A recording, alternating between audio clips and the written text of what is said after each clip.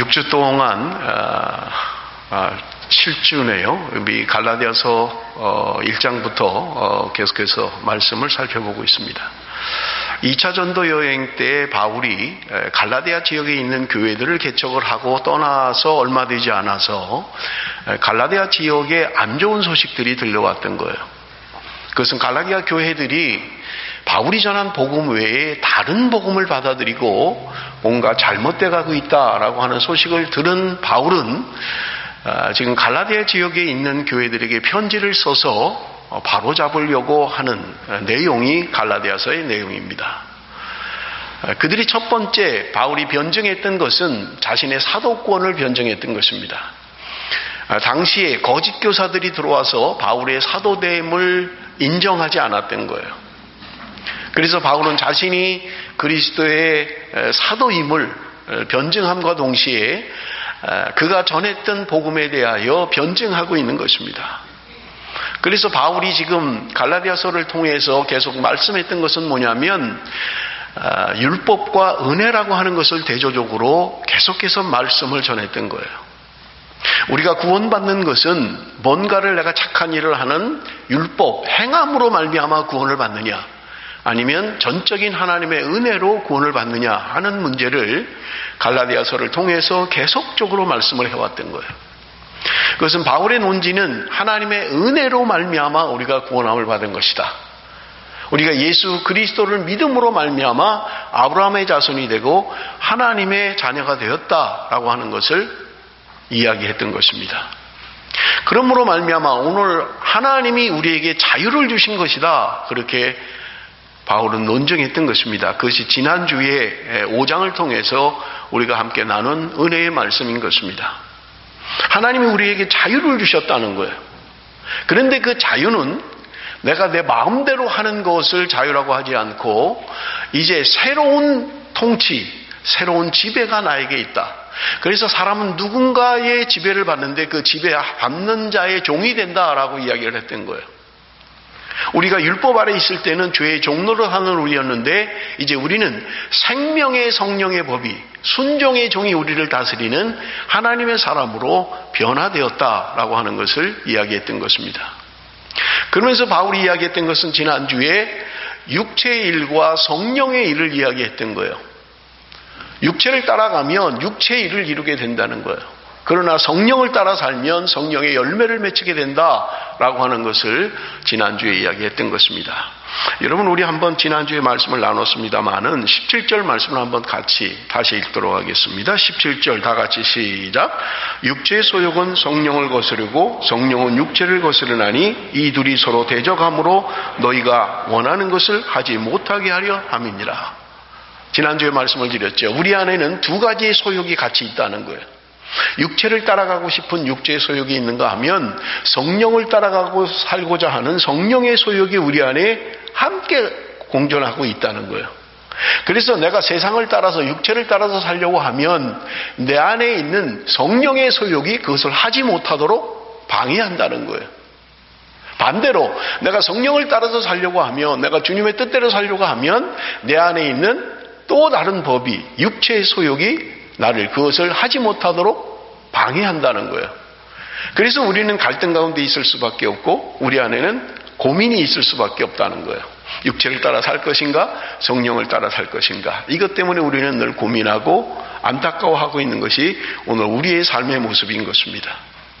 그래서 바울은 이야기하기를 너희들이 그럼에도 불구하고 성령을 따라 살아야 된다라고 하는 것이 지난주에 말씀드렸던 결론이었고, 성령을 따라 사는 것은 그럼 무엇이냐라고 하는 것이 6장에 있는 말씀이라고 그렇게 말씀을 드렸습니다. 우리 25절 26절을 좀 한번 같이 읽어보면 좋겠어요. 25절 26절 말씀 다 같이 읽습니다. 지난주에 읽었던 말씀입니다.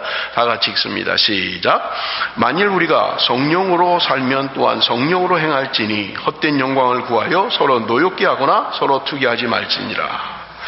성령을 따라 살아야 된다라고 하는 것을 이야기하고 있는 거예요. 물론 오늘 6장의 주제가 성령을 따라 사는 것은 과연 무엇이냐라고 하는 것을 함께 은혜를 나누겠습니다. 그런데 성령을 따라 사는 자가 행하지 않아야 될 것, 하지 말아야 될 것을 오늘 26절에 이야기하고 있는데, 헛된 영광을 구하여 서로 노엽게 하거나 서로 투기하지 말지니라. 이것은 성령을 따라 사는 게 아니라는 거예요. 성령을 따라 사는 사람은 헛된 영광을 구하면 안 된다는 거예요. 헛된 영광을 구하게 되면 거기서 파생되는 열매가 있는데, 그건 뭐냐? 여기 오늘 본문에 이야기하는 것처럼 노엽게 한다는 거예요. 그리고 투기하게 한다고 말씀하고 있는 것입니다. 헛된 영광은 사람들을 노엽게 합니다. 그리고 우리 안에 투기가 일어나게 하는 거예요. 지가 잘나서 된 줄 아나, 투기심이 일어나는 거예요. 저 사람은 그런 사람이 아닌데, 그럴 자격이 없는데 자꾸 투기하는 거예요. 노여움이 일어나는 거예요. 자기가 뭔가 헛된 영광과 그것을 자랑하면 사람들 속에는 노여움이 일어난다고 성경은 우리에게 말씀하고 있는 것입니다. 자, 그렇다면 이제 오늘 갈라디아서의 결론입니다. 성령을 따라 사는 삶은 과연 무엇이냐라고 하는 거예요. 우리 1절 말씀 같이 읽을 텐데 이전사님이 약간 좀 갈라지는 것 같아요. 좀 잡아주세요. 1절 말씀 한번 다 같이 읽겠습니다. 시작.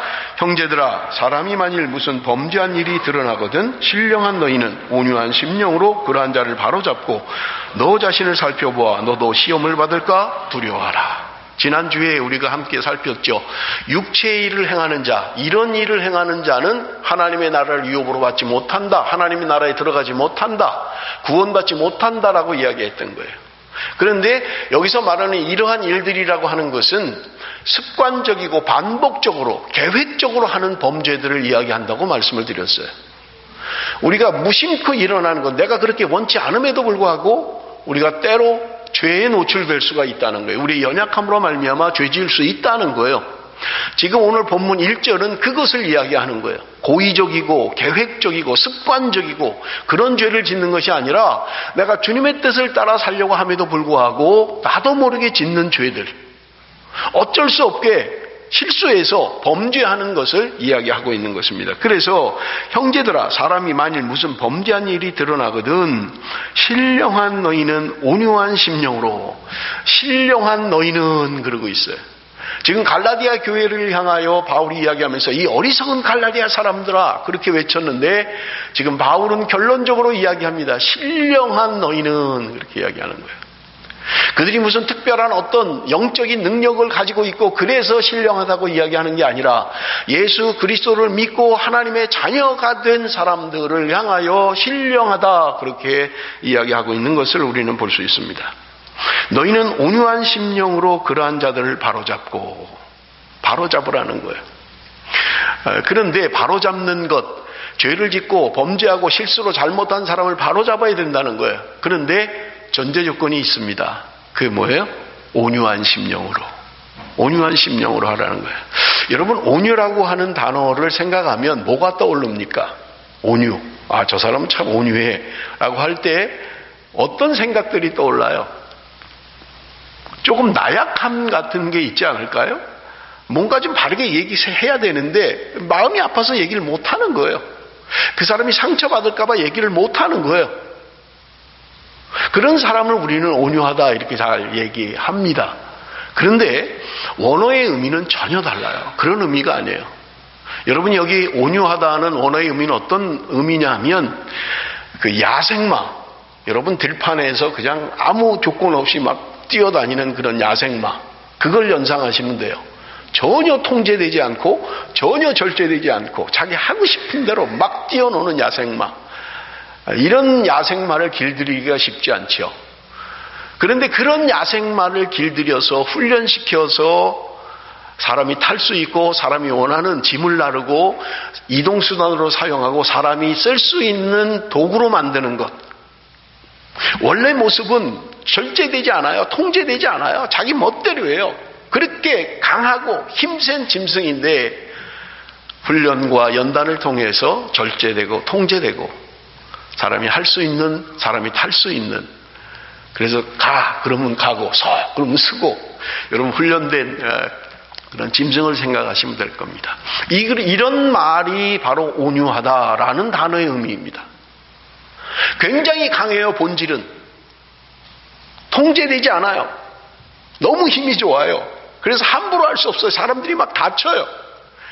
그런데 훈련과 연단의 과정을 통해서 사람들이 쓸 수 있도록 된, 훈련된, 통제된 그런 상태를 온유하다 그렇게 이야기한다는 거예요. 본질적으로 그저 약하고 남을 불쌍히 여기고 남에게 아픈 소리 못하고 그래서 사람들이 생각할 때 저 사람 참 온유해 그런 의미가 아니라는 거예요.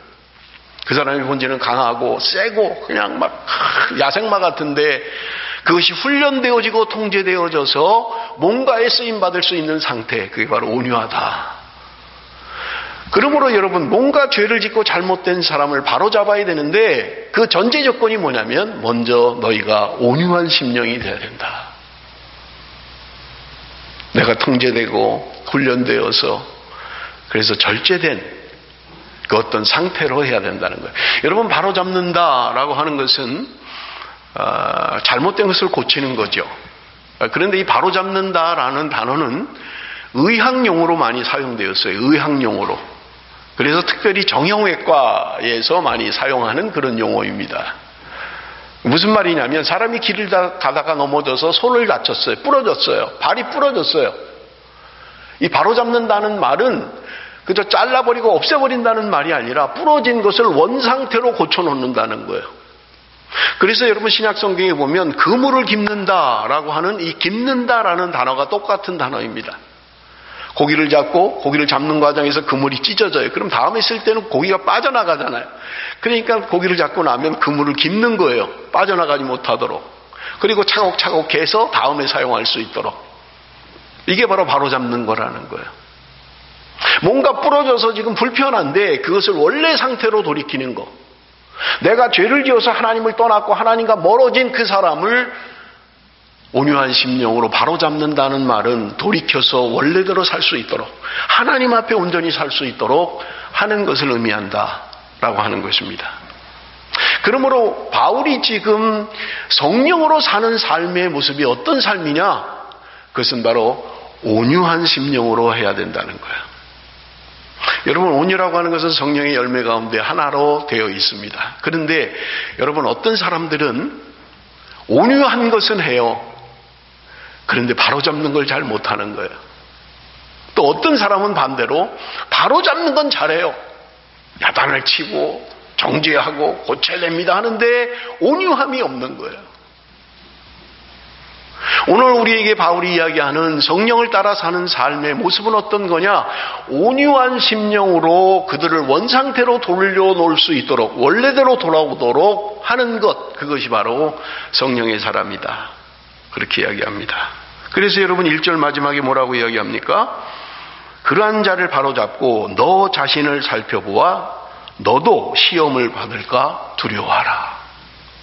누군가 죄를 짓는 걸 보면 내가 그런 시험에 들지 않도록 조심하라는 거예요. 경계로 삼아야 된다는 거예요. 우리도 충분히 그럴 수 있다는 거예요. 나도 충분히 넘어질 수 있다는 거예요. 나도 본의치 않게 나도 어쩔 수 없이 넘어질 때가 있다는 거예요. 그러므로 경계로 삼아야 된다는 거예요. 너가 넘어지지 않도록 조심해라. 다른 사람의 죄를 지적하고 판단하고 그것 중요하지만 더 중요한 것은 너가 그런 상태가 되지 않도록 늘 돌보고 자신을 살피라고 오늘 우리에게 말씀하고 있는 것을 볼 수 있는 것입니다. 여러분 2절 말씀을 우리 한번 볼 텐데요. 2절 말씀을 한번 다 같이 읽겠습니다. 2절 말씀 다 같이 시작. 너희가 짐을 서로 지라 그리하여 그리스도의 법을 성취하라. 그런데 우리 좀 같이 비교해서 볼 말씀이 있는데 5절 말씀을 좀 한번 먼저 보도록 하겠습니다. 5절 말씀 각각 자기의 짐을 질 것이라. 지금 2절에는 바울이 이야기하기를 너희가 짐을 서로 지라 이렇게 얘기했어요. 그런데 5절에는 각각 자기의 짐을 져라. 이건 뭐 말이 안 맞잖아요. 이해가 되세요? 짐을 서로 같이 져라. 그러면서 또 하는 말은 각각 짐을 져라 라고 하는 거예요. 왜냐하면 여러분, 짐이라고 하는 이 의미가 2절에서 말하는 짐과 5절에서 말하는 짐이 다르기 때문에 그런 거예요. 2절에서 말하는 짐은 어떤 짐이냐 하면 무거운 짐을 말하는 거예요.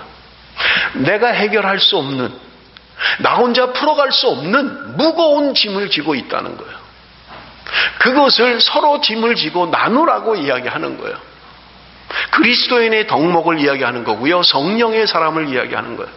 누군가 지금 무거운 짐을 지고 나 혼자 해결할 수 없는 힘든 짐을 지고 가고 있는 거예요. 그런 사람이 있으면 그 짐을 서로 지라는 거예요. 나눠지라는 거예요. 짐을 나눠줘야 된다고 말씀하고 있는 것입니다. 그런데 5절에 말하고 있는 짐은 내가 지고 가기에 버겁고 힘든 짐을 이야기하는 게 아니라 내가 지고 갈 수 있는 가벼운 짐들이에요. 내 가방, 이렇게 배낭, 가벼운 짐이에요. 내가 지고 갈 수 있는 짐들. 그거를 내가 져야 된다는 거예요. 그것마저 남에게 맡기고, 야, 짐을 좀 지라 그랬으니까 내가 메고 갈 가방 네가 좀 메고 가라. 내가 들을 수 있는 가방 네가 좀 들고 가라. 그렇게 하라는 거예요. 네가 질 짐은 네가 좀 지라는 거예요. 그러나 지고 가기 힘든 무거운 짐을 가지고 있는 사람이 있다면 그것은 함께 나누고 함께 짐을 져야 된다라고 하는 것을 우리에게 말씀해 주고 있는 것입니다. 사랑하는 성도 여러분, 누군가 내 곁에 무거운 짐을 지고 가는 사람이 있습니까? 감당하지 못해서 쓰러지고 넘어지면서 그렇게 아프게 가고 있는 사람이 있습니까? 그렇다면 성경은 우리에게 말씀합니다. 서로 짐을 나눠지라는 거예요. 그 사람이 버거워서 힘이 들어서 지고 가지 못하는 짐을 지고 있는 사람이 있으면 성령을 따라 산다는 것은 다른 것이 아니라 서로 짐을 나누어지는 것이다. 그렇게 우리에게 말씀하고 있는 것을 우리가 볼 수 있는 것입니다. 여러분, 바울은 이야기합니다. 성령을 따라 사는 삶, 성령으로 행하는 것이란 뭐냐? 어떤 신비적인 일들, 환상을 보고 뭔가 어떤 신비적인 그런 상태의 삶을 이야기하는 것이 아니라 오늘 우리의 삶의 현실 가운데 누군가 무거운 짐을 지고 있는 사람이 있으면 함께 나누어 지고 가는 짐, 그것이 바로 성령의 사람이다. 그렇게 이야기하는 거예요. 그래서 지난주에 말씀드릴 때 율법이 최종적으로 바라보고 가는 지점이나 은혜가 바라보는 지점이나 같다고 말씀을 드렸잖아요. 율법이 지향하는 최종 마지막 종착지도 사랑이라고 말씀을 드렸어요. 하나님의 은혜로 구원받은 사람, 그래서 자유함을 얻은 사람이 5장 1절에 이야기하는 것이 우리를 자유케 하려고 자유를 주셨다라고 이야기했다 그랬잖아요. 내가 자유 얻은 것이 끝이 아니고 종착점이 아니라는 거예요. 내가 자유함을 얻은 것으로 인해서 이제 자유로운 삶, 하나님의 목적지 가나안을 향하여 가는 것, 홍해를 건넌 것으로 끝이 아니라 이제는 뭔가 하나님이 주신 목적을 향하여 가는 삶을 이야기하는 것이라고 말씀을 드렸어요. 그래서 바울이 고린도서 10장에 홍해를 건넌 것을 세례받은 것이라고 말씀했다고 이야기했죠. 세례받고 구원받은 것으로 끝, 거기가 목적, 그게 아니라는 거예요. 내가 구원받고 자유함을 얻었고 하나님의 자녀가 되었다면 이제는 하나님의 약속의 땅을 향하여 가는 그 삶이 우리에게 남아있다는 거예요. 바울이 그것을 이야기하고 있는 것입니다. 하나님이 우리에게 자유를 주신 것은 우리가 그 목적지를 향하여 가는, 그래서 최종 목적지인 사랑을 향하여 가는, 그래서 율법이나 은혜나 종착지점이 똑같다는 거예요. 그런데 문제는 뭐냐? 바울이 이야기하는 논지가 뭐냐? 그래서 율법과 은혜라고 하는 것은 서로 대치되고 서로 상반된 것이 아니라 같은 목적지를 향하여 가고 있는데 율법과 은혜의 차이점은 뭐냐? 율법은 내 힘으로 가라고 자꾸 한다는 거예요. 내 힘으로. 성경은 이야기하고 있습니다. 누구도 율법을 지킬 사람이 없고 누구도 율법으로 말미암아 구원 얻을 사람이 없다고 이야기하는 거예요. 근데 율법은 자꾸 네 힘으로 해라, 네 노력으로, 네 노력으로 가는 거야. 네가 자꾸 글로 가라고 한다는 거예요. 그런데 은혜는요? 여러분, 지금 바울이 이야기하는 계속되는 게 무엇입니까? 성령을 따라 살라, 성령으로 충만해야 된다, 성령의 사람이 돼야 된다라고 하는 것은 내 혼자 내 노력으로 내 힘들게 가는 것이 아니라 성령의 도우심을 받아서 이제 새로운 목적지를 향하여 가는, 내 힘이나 내 노력으로 가는 것이 아니라 성령의 힘을 의지해서 성령을 따라갈 때 우리는 그 목적지를 향하여 갈 수 있다라는 것을 이야기하고 있는 거예요. 그래서 여러분, 율법과 은혜의 바울이 이야기하는 논지들이 무엇입니까? 내가 의무로 어떤 선한 삶, 의무로 뭔가를 해야 되는 것을 말하는 것이 아니라 구원 얻은 하나님의 백성의 삶을 이야기하고 있는 것이다. 그래서 선한 삶이라고 하는 것, 행함이라고 하는 것은 구원을 얻기 위한 조건으로 우리에게 주신 것이 아니라 구원 얻은 자가 감사와 감격으로 행하는 삶을 이야기하고 있다라고 말씀을 드렸던 거예요. 내가 뭔가 열심히 하는 것들이 어떤 조건이 되는 것, 그것은 잘못된 것이라는 거예요. 그건 바른 복음이 아니라는 거예요. 다른 복음을 이야기하고 있다는 거예요. 하나님의 은혜로 구원받은 우리들이, 그러나 구원받은 감격과 은혜를 가지고 이제 삶을 향하여 나가는 것, 성령으로 행하고 성령의 사람으로 사는 것, 그것은 어떤 신비적인 것을 이야기하고 있는 것이 아니라 오늘 십자가의 복음 앞에 사는 것, 그래서 말씀을 따라 사는 것이 억지가 되고 의무가 되는 것이 아니라 기쁨이 되는 것, 그것이 참된 행복인 것을 깨닫는 것, 그것이 바로 그리스도인의 삶이요 성령을 따라 사는 삶이다. 그렇게 이야기하고 있는 것을 우리가 볼 수 있습니다. 자, 6절부터 10절까지는 같은 맥락을 가지고 이야기하고 있습니다. 먼저 우리 6절을 한번 좀 같이 읽겠습니다. 6절 말씀 다 같이 시작.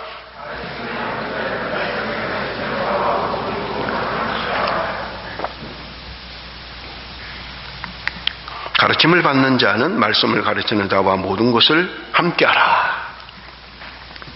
그래서 종종 목사님들이 이런 말씀을 가지고 이야기합니다. 여러분, 주의 종에게 잘하면 복을 받습니다. 여러분, 이 본문은 그 이야기를 하고 있는 게 아니에요. 가르침을 받는 자, 하나님의 말씀에 가르침을 받는 자는 가르치는 자와 모든 좋은 것을 같이 하라. 함께 나누라는 거예요. 그것은 영적인 것이나 육적인 것이나 함께 나눠야 된다는 거예요. 여러분, 계속해서 이 말씀은 반복됩니다. 스스로 속이지 말라. 하나님은 업신여김을 받지 아니하시나니 사람이 무엇으로 심든지 그대로 거둘 것이다. 내가 무엇으로 심는가가 결과를 얻게 된다는 거예요. 우리 그래서 옛말에도 팥 심은 데 팥 나고 콩 심은 데 콩 난다 그렇게 이야기하잖아요. 팥을 심었는데 콩이 나오고 콩을 심었는데 팥이 나오고 그런 건 없다는 거예요. 팥을 심었으니까 팥이 나오는 거예요. 콩을 심었으니까 콩이 나오는 거예요. 심은 대로 거둔다는 거예요. 그런데 말씀하는 게 뭐예요? 하나님은 업신여기지 말라는 거예요. 하나님을 업신여기지 말라는 거예요. 여러분, 우리가 신앙생활을 하면서 대부분의 사람들이 눈에 보이지 않는 하나님은 잘 안 두려워해요. 그런데 눈에 보이는 사람은 자꾸 두려워해요. 그래서 사람을 의식하고 뭔가를 자꾸 하게 되면 외식을 하게 되고 형식주의에 빠지게 되는 거예요. 하나님을 업신여기는 거예요. 믿음으로 산다고 하면서도 하나님을 업신여기는 거예요. 스스로 속이지 말라고 이야기합니다. 너희는 스스로 속이지 말라. 하나님은 속지도 않아가지고 업신여길 대상이 아니라는 거예요. 하나님이. 우리가 하나님 앞에 어떤 삶을 살아야 할 것을 말씀하고 있는 것입니다. 그 다음 말씀입니다. 자기의 육체를 위하여 심는 자는 육체로부터 썩어질 것을 거두고 성령을 위하여 심는 자는 성령으로부터 영생을 거두리라. 심은 대로 거두는데 육체를 위하여 심는 자는 썩어질 것을 얻게 된다는 거예요. 그러나 성령을 위하여 심는 자는 그것으로부터 영생함을 얻게 될 것이다. 사랑하는 성도 여러분, 나는 무엇을 위하여 심고 있습니까? 나는 육체를 위하여 심고 있습니까? 여러분, 그것은요 결국은 썩어질 것밖에는 얻을 게 없다는 거예요. 그러나 성령을 위하여 심으면 그것으로부터 영생함을 얻게 될 것이다. 우리에게 말씀합니다.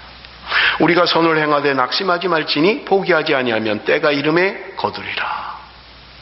선을 행하면서 낙심하지 말라는 거예요. 때가 되면 거두게 된다는 거예요.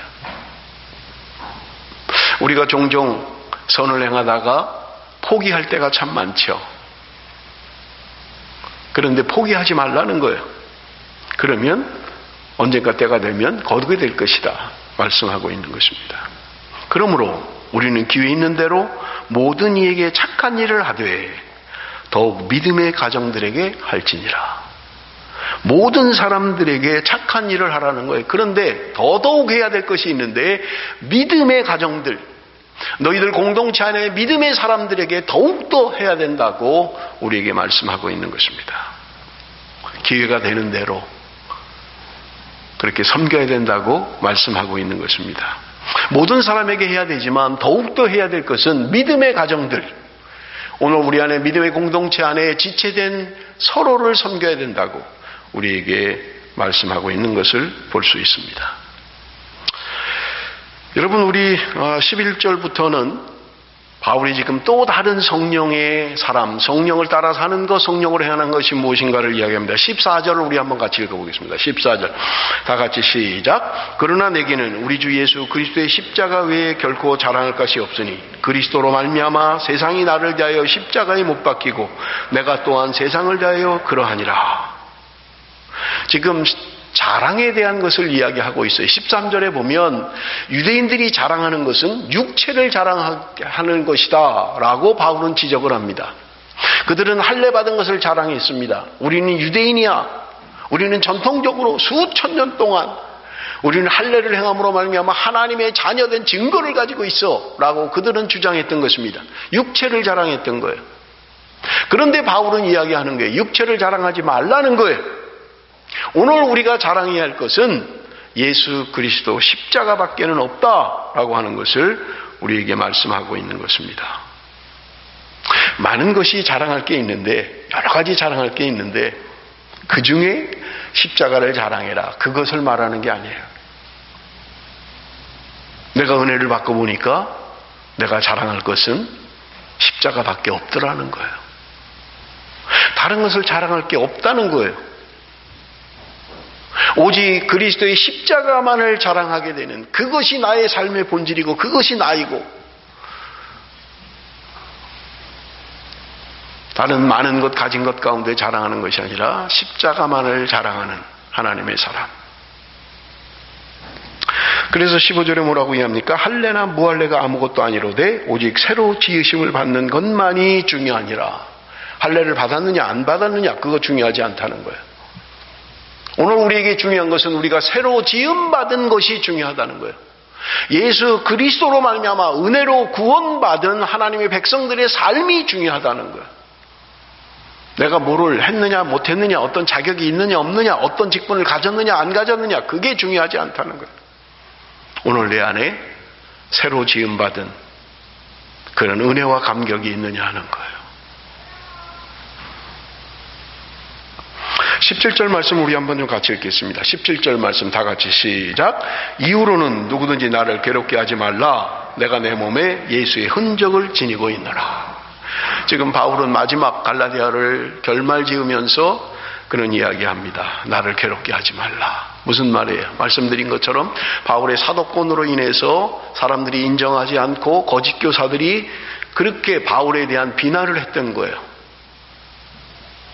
그래서 바울은 이야기합니다. 나를 더 괴롭게 하지 마라. 그러면서 하는 말이 무슨 말이에요? 내 몸에 예수의 흔적을 지니고 있다. 예수의 흔적을 지니고 있다. 여러분이 흔적이라는 말은 스티그마라는 말인데, 이 흔적이라는 말은 1세기 당시에 노예들에게 사용했던 단어예요. 그 당시에 노예들이 도망을 가서 주인을 떠나서 이렇게 도망치는 사람들이 많이 있었어요. 그러니까 주인들이 자기 종에게 어떤 흔적을 남겼던 거예요. 우리가 뭐 보통 돼지나 소 이런 그 농장주들이 자기 그 돼지야 이건 내 거야 뭐 그게 그것처럼 비슷하니까 도장을 찍는 것과 마찬가지로 몸에 어떤 흔적을 남겨놨던 거예요. 지울 수 없는 어떤 흔적을 남겨놨던 거예요. 지금 바울은 내가 그리스도의 흔적을 가지고 있다고 이야기하고 있습니다. 물론 바울은 자신이 당한 그리스도를 위한 고난과 핍박과 어려움이 있었습니다. 그것이 흔적으로 남아있는 거예요. 마치 전쟁에 나가서 용맹한 장군이 싸우다가 가진 어떤 흔적들이에요. 얼굴에도 칼자국이 있고 팔에도 칼자국이 있고 등에도 칼자국이 있고 찔리고, 봐라, 이게 내가 어떤 전투에서 얻은 상처야. 내가 어디 나가서 싸워서 이긴 상처가 내 얼굴에 있는 것이다. 누구도 부인할 수 없는 어떤 흔적을 가지고 있다는 거예요. 바울은 이야기하기를, 내가 종으로서, 하나님의 종으로, 순종의 종으로, 내가 예수 그리스도의 사도된 종으로서 나는 흔적을 가지고 있다. 누구도 부인할 수 없는 나는 그런 흔적을 가지고 있다. 그렇게 이야기하고 있는 것입니다. 사랑하는 성도 여러분, 우리는 신앙생활을 해오면서 나는 어떤 흔적을 가지고 있습니까? 그리스도를 위한 어떤 흔적이 내게 남아 있습니까? 내가 살아오면서 이런 힘들고 어려운 삶, 예수 그리스도 때문에 내게 남겨진 이런 상처들, 그래서 우리가 종종 그러잖아요. 상처뿐인 영광이다. 영광뿐인 상처다. 그렇게 이야기를 합니다만은, 오늘 나는 그리스도의 종으로서의 삶을 살고 있는가? 그것이 나의 흔적이다. 내가 가지고 있는 흔적이다. 이야기하고 있는 것입니다. 말씀을 맺으면서 여러분, 우리는 갈라디아서를 지금 7주 동안 함께 은혜를 나눴습니다. 갈라디아서의 주제, 그것은 갈라디아서 2장 20절 말씀입니다. 우리 한번 같이 읽어봅니다. 다 같이 시작. 내가 그리스도와 함께 십자가에 못 박혔나니 그런즉 이제는 내가 사는 것이 아니요 오직 내 안에 그리스도께서 사시는 것이라. 이제 내가 육체 가운데 사는 것은 나를 사랑하사 나를 위하여 자기 자신을 버리신 하나님의 아들을 믿는 믿음 안에서 사는 것이다. 바울의 고백이자 갈라디아서의 주제인 것입니다. 내가 그리스도와 함께 십자가에 못 박혔다. 그렇게 얘기하는 거예요. 여러분, 그래서 14절에 이야기하는 게 뭐예요? 세상이 나를 대하여 십자가에 못 박히고 내가 또한 세상을 대하여 그러하니라. 세상이 나를 대하여 십자가에 못 박혔다는 거예요. 나도 또한 세상을 십자가에 못 박았다는 거예요. 내가 온전한 그리스도인으로 살 때, 예수의 흔적을 가지고 살아갈 때 세상은 나를 십자가에 못 박는다는 거예요. 무슨 말입니까? 십자가에 못 박는다는 말은 죽었다는 말이에요. 세상이 나를 십자가에 못 박는다는 거예요. 내가 주님의 뜻대로 살면, 주님의 말씀대로 살면 세상은 나를 더 이상 환영하지 않습니다. 그래서 세상이 우리를 미워한다. 그렇게 이야기하는 거예요. 세상은 나를 미워하는 거예요. 근데 바울은 이야기하고 있습니다. 세상이 나를 십자가에 못 박은 것뿐 아니라 나도 역시 세상을 십자가에 못 박았다. 내가 더 이상 세상을 따라가는 삶이 아니다 라고 하는 것을 이야기하는 거예요. 나는 죽고 그리스도로 사는 것이다. 나는 이미 그리스도의 십자가에 나는 죽었다. 나는 이제 주님을 따라가는 주님의 사람이다. 내 안에 그리스도가 사는 역사가 있다. 더 이상 어떤 의무감이나 꼭 해야만 되는 그런 부담감 때문에 신앙생활을 하는 것이 아니라, 오늘 그리스도 안에서 생명을 얻은 우리들이 기쁨과 소망 가운데 성령이 주시는 성령의 그 충만함으로 자원함과 기쁨이 있는 그런 삶을 사는 것입니다. 내가 집사기 때문에, 목사기 때문에 억지로 막 하는 거, 힘들게 뭔가를 해야 되고 하기 싫은데도 뭔가를 해야 되는 것, 그것이 아니라 그것이 삶이고 그것이 행복이고 그것이 기쁨이기에 그렇게 살 수밖에 없는, 이제는 내가 사는 것이 아니라 내 안에 그리스도가 사는, 그래서 이제 내가 사는 것은 주를 위하여 사는 것이다 라고 하는 바울의 고백인 것입니다. 사랑하는 성도 여러분, 우리가 세상을 십자가에 못 박읍시다. 세상을 따라가고 세상을 사랑하는 것이 아니라 세상을 십자가에 못 박는 삶.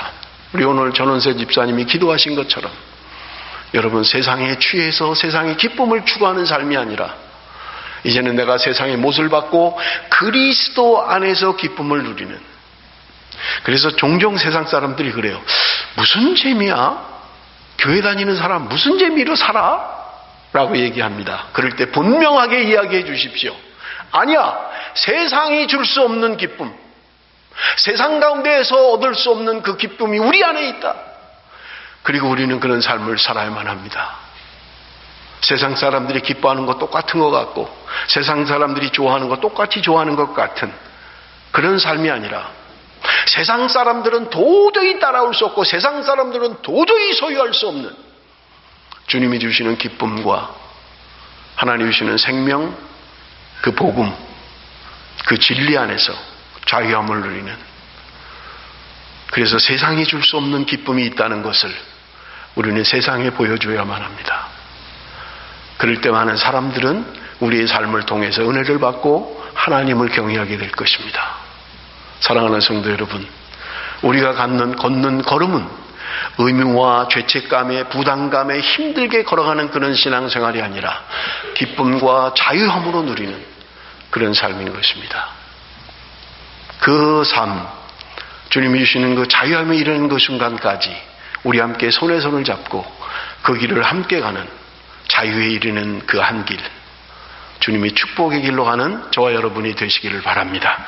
기도하겠습니다.